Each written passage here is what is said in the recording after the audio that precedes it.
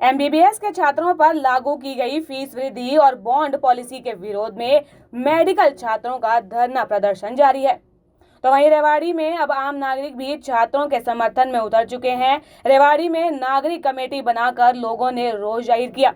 Subhash Chandra Bose park में Indian medical association, AIIMS बनाओ संघर्ष समिति सहित विभिन्न संगठनों से जुड़े लोग इकट्ठा हुए और यहां से रोहतक के लिए रवाना हो गए। कॉमरेड साहब, अब आप रोहतक के लिए रवाना हो रहे हैं, किस तरीके से क्या समर्थन करने जा रहे हैं? अभी हम रोहतक PGIMS के जो मेडिकल के स्टूडेंट्स धरने पर बैठे हुए हैं करीबन 1 माह से सरकार की दमनात्मक कार्रवाई के खिलाफ और उनकी जो जायज़ मोस्ट लेजिटिमेट डिमांड की मांगों के समर्थन में आज हम जा रहे हैं। हम उनके धरना स्थल पर जाएंगे, तिकोना पार्क पे इकट्ठा होंगे। रोहतक शहर के नागरिक हमारा अभिनंदन करते हुए हमको लेकर जाएंगे वहाँ तक और हम धरना स्थल पर बैठेंगे और हम एक ही बात कहने के लिए जाएंगे कि हम रेवाड़ी के नागरिकों की तरफ से आए हैं और हम ये कहने के लिए आए हैं कि शाबाश बेटे और बेटियों, ये लड़ाई तुम्हारी नहीं, ये लड़ाई समाज को, समाज को जिंदा रखने की लड़ाई है। आप संघर्ष करो, हम नागरिक आपके साथ हैं, आप अकेले नहीं हो।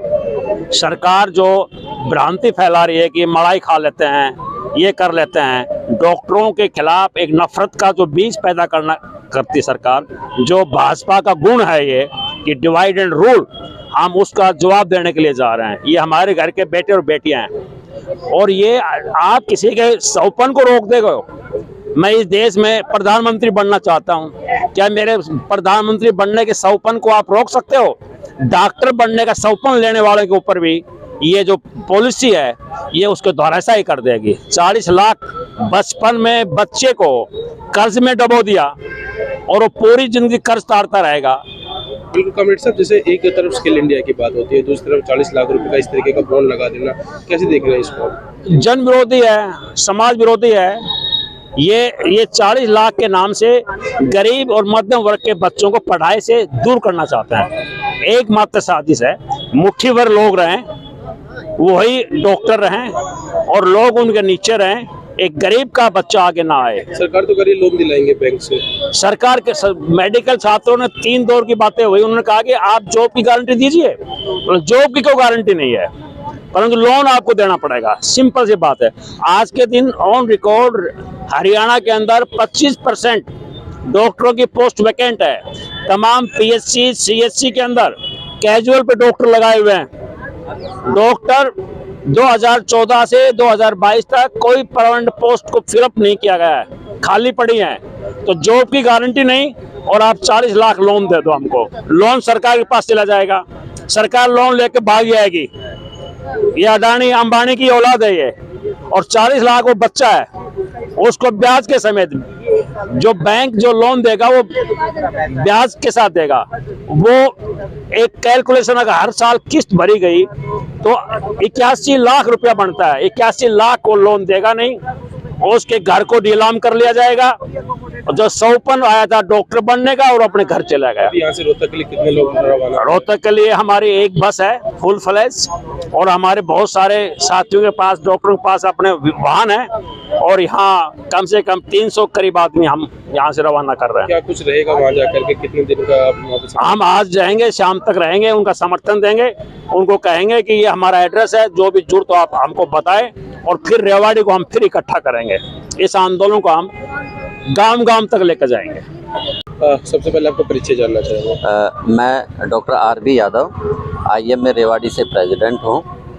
किस तरीके से देखते हैं 40 लाख की जो बॉन्ड पॉलिसी है छात्रों पर? देखिए, अभी जैसा कि आप सभी के संज्ञान में है, तो सरकार ने MBBS के न्यू एडमिशन पर ये पॉलिसी, बॉन्ड पॉलिसी लगाई है कि इसमें 7 साल सरकारी सर्विस करें और नहीं तो इसमें बॉन्ड दें। वो 36 से 40 लाख का है और साथ ही साथ इसमें एक बैंक का भी इन्वॉल्वमेंट है कि बैंक के साथ एग्रीमेंट होगा। तो इसमें हमारी IM में रेवाड़ी और IM में हरियाणा, पूरी स्टेट बॉडी, उन जो बच्चे जो स्ट्राइक कर रहे हैं, जो अपनी मांग कर रहे हैं, उन मांग के पूर्ण समर्थन में है। और हमारी भी ये सरकार से मांग है कि इस पॉलिसी को जितना जल्दी हो सके या तो हटाया जाए या इसकी कोई प्रैक्टिकल अप्रोच निकाल कर उसका उचित समाधान निकाला जाए। सरकार इस बॉन्ड पॉलिसी को अच्छा बता रही है, बैंक से लोन देने की बात कर रही है, आप नहीं ऐसा नहीं है। जो बच्चे हैं वो कहीं ना कहीं अपने फ्यूचर को लेके इनसिक्योर हैं। यदि पॉलिसी अच्छी होती तो स्वाभाविक भाव से बच्चे इतने दिनों तक इतनी लंबी स्ट्राइक पर नहीं बैठते। जो हमारी उन बच्चों की जो मांग है उनमें एक है कि सरकार 7 साल का बॉन्ड लगा रही है, तो उसके नुकसान हमें दिख रहे हैं कि जो बच्चा आज MBBS करके निकलेगा वो जब PG में जाएगा तो PG में जो टैलेंटेड बच्चे होते हैं, सुपर स्पेशलिस्ट बनते हैं, उनमें कहीं ना कहीं हिंड्रेंस होगी। क्योंकि एक बच्चा जो कंटिन्यूअस पढ़ाई कर सकता है वो बेहतर ढंग से पढ़ाई कर सकता है, अच्छे मेडिकल कॉलेज में अच्छी ब्रांच में एडमिशन ले सकता है। वो 7 साल गांव में सर्विस करेगा तो हो सकता है कुछ पारिवारिक स्थितियां, कुछ समय के अनुसार वो पढ़ाई प्रॉपर नहीं कर पाए, तो हो सकता है सुपर स्पेशलिस्ट और स्पेशलिस्ट बनने में उसको समस्याएं आए। दूसरी समस्या ये भी है कि सरकार ने एक बार भी ये नहीं कहा है कि हम 100% बच्चों को जॉब दे रहे हैं, और ऐसा अभी ये हो रहा है कि पीछे से कुछ वैकेंसीज निकली थी, 700-800 वैकेंसी निकली और 2000-3000 बच्चे पहुँचे। तो वो 700 से 800 बच्चों के लिए जो आज के टाइम में 2000 बच्चे निकल रहे हैं, तो आने वाले आज के 5 साल बाद में जब हमारे यहाँ लगभग हरियाणा से 1500 से 2000 बच्चे MBBS करके निकलेंगे, तो क्या सरकार हर बच्चे को जॉब दे पाएगी? तो ऐसा सरकार ने एक बार भी नहीं कहा है कि सबको मैंडेटरी जॉब देंगी। जब आप जॉब भी नहीं दे सकते हो तो बॉन्ड में क्यों बांधा रखना चाहते हैं? तो उससे कहीं ना कहीं बच्चों में इनसिक्योरिटी है कि उनका फ्यूचर खराब हो रहा है। तो ये सब चीज़ें हैं। दूसरा, सरकार का ये कहना है कि गाँव में या फिर हम गरीब जनता के लिए हम चिकित्सक सेवाएँ सिक्योर करना चाहते हैं, तो हमारा इसमें मानना थोड़ा डिफरेंट है। क्यों ना हम सरकारी इंफ्रास्ट्रक्चर को इतना मजबूत बनाएं कि हम डॉक्टर्स या जो भी बच्चे जो डॉक्टर बने वो स्वेच्छा से अपनी काम करें वहाँ जाके। आज भी हमारे बहुत सारे गाँवों में PHCs जो CHCs PHCs हैं, वहाँ बेसिक नीड्स पूरी होने की बेसिक सुविधाएं वहाँ नहीं है। हमारी फीमेल डॉक्टर्स लड़कियाँ जब वहाँ जाती हैं तो एक सिक्योरिटी कंसर्न होता है, रहने के रेजिडेंस नहीं है, या हमारे पास पर्याप्त स्टाफ नहीं है, या पर्याप्त जो है इंफ्रास्ट्रक्चर ऐसा नहीं है कि वो प्रॉपर वहाँ पे काम कर सकें। तो हमारी तो सरकार से ये पूरी मांग है कि जितना जल्दी हो सके इस बॉन्ड को हटाया जाए या प्रैक्टिकल अप्रोच अपनाई जाए।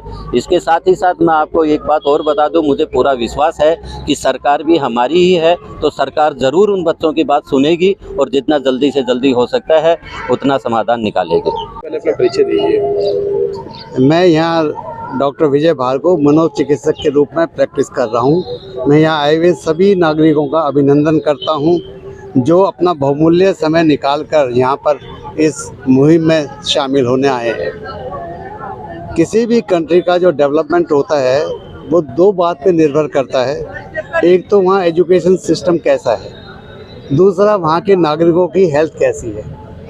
आप इससे अंदाज़ा लगा सकते हैं लगभग 25% बच्चे जो हैं इंडिया से 12th के बाद फॉरेन कंट्रीज़ में जा रहे हैं।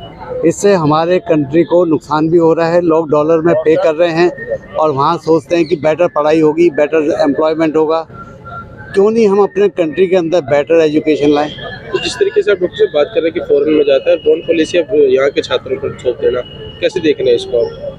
नहीं, कोई भी आप है ना, freedom to right to freedom जो है उसमें आप ये देखेंगे कोई भी आदमी अगर तरक्की करना चाहता है तो कोई भी सरकारी या गैर सरकारी संस्था बाधा नहीं बननी चाहिए। क्योंकि बच्चे PG करने जाएंगे तो कैसे जाएंगे अगर बॉन्ड है तो। और इसमें कोई भी ऐसा इन्होंने क्लियर पॉइंट नहीं बताया है कि अगर बच्चों को नौकरी नहीं दी जाएगी तो भी उनको 40 लाख रुपए देने, अगर वो PG करने जाएंगे तो भी उनको 40 लाख रुपए देने। तो ये तो उचित नहीं है। और बच्चों के एग्ज़ाम चल रहे थे, बच्चों ने फॉर्म तक नहीं भरे हैं।